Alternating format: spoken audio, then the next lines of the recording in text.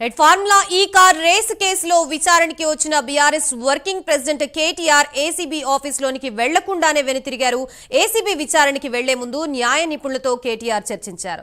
ఆ తర్వాతే ACB office కి వెళ్లారు. బంజారాహిల్స్ ఏసీబీ కార్యాలయం ముందు కేటీఆర్ వాహనాన్ని పోలీసులు అడ్డుకున్నారు. ప్రస్తుతం ఇదే అంశానికి సంబంధించి మనకి పూర్తి సమాచారం అందించడానికి మా ప్రతినిధి కుమార్ సిద్ధంగా ఉన్నారు. కుమార్, చెప్పండి, ఇటు కేటీఆర్ వెనుతిరగడం, అలాగే వెనువెంటనే బీఆర్ఎస్ నేత నిరంజన్ రెడ్డి ప్రెస్ మీట్ పెట్టి ఇలా చేయడం కరెక్ట్ కాదు అంటూ కూడా చెప్పిన సందర్భం ఉంది. ప్రస్తుతం అసలు ఈ ప్రెస్ మీట్ ని ఏ విధంగా చూడొచ్చు, అలాగే కేటీఆర్ వెనుతిరిగిన సందర్భం ఉంది, దానిపై మీరేమంటారు? డీటెయిల్స్ ఏంటి?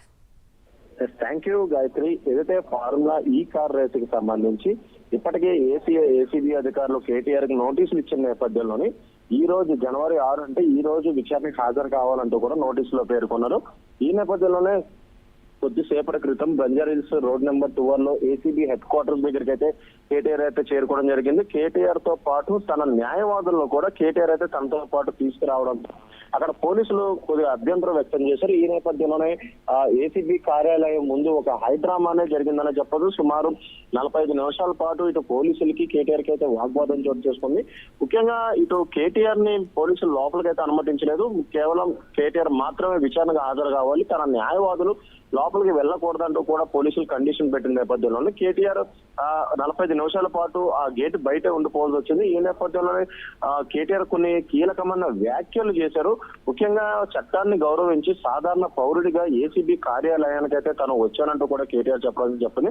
కానీ ఈ ప్రభుత్వం రాజ్యాంగబద్ధంగా తనకు దక్కిన హక్కులను కాలురాసే విధంగా ప్రవర్తిస్తుందంటూ కూడా కేటీఆర్ చెప్పారు. తెలంగాణ రాష్ట్రంలో భారత రాజ్యాంగం నడుస్తుందో లేదా రేవంత్ రెడ్డి రాజ్యం నడుస్తుందంటూ కూడా ఏదైతే ఫైర్ అయినట్లు కూడా ప్రశ్న అయితే మనకైతే తెలుస్తుంది. గతంలో మా పార్టీ నాయకుడు నరేందర్ రెడ్డిని కూడా ఇదే విచారణ పేరుతో పిలిచి అసత్యాలతో కూడిన ఒక స్టేట్మెంట్ మీడియాకి ఇచ్చారు. కాబట్టి ఈసారి కూడా ఇదే ఏసీబీ కార్యాలయంలో నేను విచారణ హాజరైతే అదే రాంగ్ స్టేట్మెంట్ కూడా ప్రజలకు ఇచ్చే అవకాశం ఉన్న నేపథ్యంలోనే తన లాయర్లతోని వచ్చానంటూ కూడా కేటీఆర్ వాగ్వాదం దిగారు. ముఖ్యంగా తను ఏదైతే ఈ విచారణకు హాజరైతే తన ఇళ్లలోని అలాగే తన బంధువుల ఇళ్లలో సోదాలు చేసేందుకు కూడా ఏసీబీ అధికారులు రెడీ అయ్యారంటూ కూడా కేటీఆర్ కొన్ని ఆసక్తికరమైన వ్యాఖ్యలు చేశారు.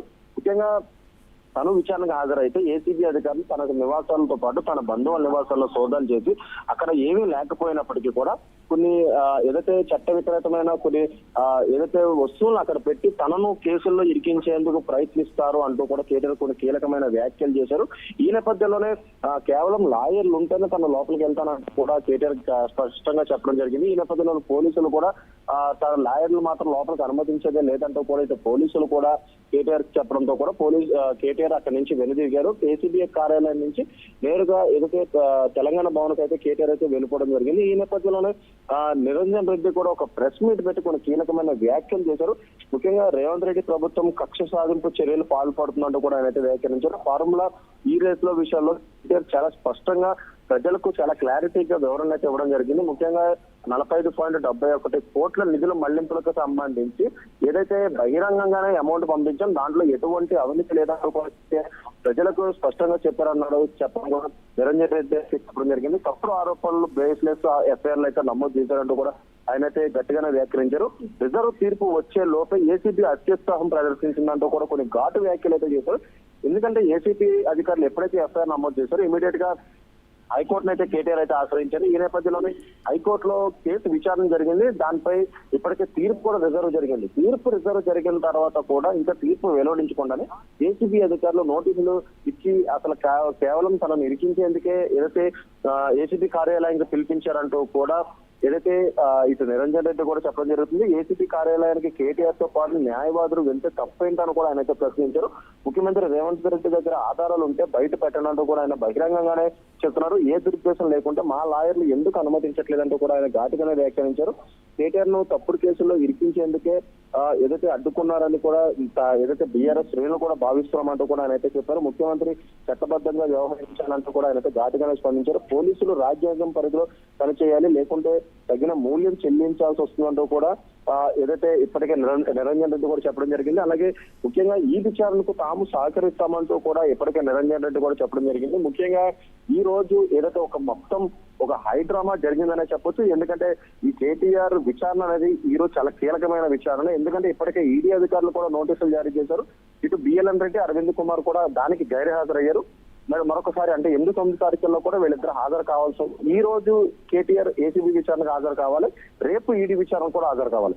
వీటన్నిటి నేపథ్యంలోనే ఒక హైడ్రామా మాత్రం జరిగిందని చెప్పొచ్చు. ఎందుకంటే లాయర్లు తీసుకెళ్లాలి అనేది ఒక ఏదైతే రాజ్యాంగ హక్కు అంటూ కూడా ఇటు కేటీఆర్ ప్రస్తావిస్తున్నారు. కానీ పోలీసులు మాత్రం నోటీసు కేవలం కేటీఆర్ కి ఇచ్చారు కాబట్టి కేటీఆర్ ఒకళ్ళే లోపలికి వెళ్ళాలి, ఇటు లాయర్ల లోపలికి అనుమతించమంటూ కూడా ఏసీబీ కార్యాలయం వద్ద ఒక ఉద్రిక్త పరిస్థితి నెలకొన్న నేపథ్యంలో ఇటు కేటీఆర్ అక్కడి నుంచి నేరుగా బీఆర్ఎస్ భవన్ కి అయితే వెనుదిరిగారు.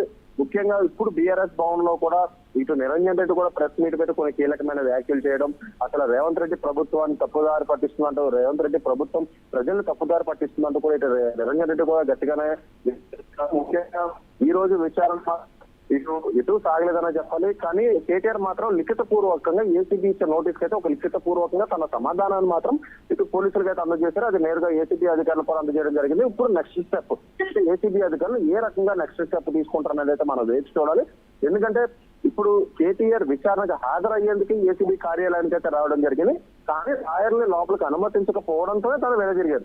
ఇప్పుడు ఈ కేసు ఎటు జరుగుతుందనేది ప్రస్తుతం సర్వత్రం ఉత్కంఠ నెలకొంది. ఇప్పుడు ఏసీబీ అధికారులు నెక్స్ట్ స్టెప్ ఏం చేయబోతున్నారు అనేది అయితే మనం వేచి చూడాలి. ఎందుకంటే ఇప్పటికే హైకోర్టులో తీర్పు రిజర్వ్ లో ఉంది కాబట్టి తీర్పు వచ్చిన తర్వాత మరొకసారి కేటీఆర్ ని పిలుస్తారా, లేదంటే తీర్పు రాకముందే మరొకసారి నోటీసులు పంపించి కేటీఆర్ ని పిలుస్తారా, లేదంటే తను కేటీఆర్ చెప్పిన విధంగా లాయర్ను కూడా లోపలికి అనుమతిస్తేనే ఏదైతే విచారణకు హాజరవుతున్నారు కాబట్టి దాని ప్రకారం ఏసీబీ అంగీకరించినట్టు మనం వేచి చూడాల్సి ఉంటుంది. Gayatri, right, thank you for the update Kumar.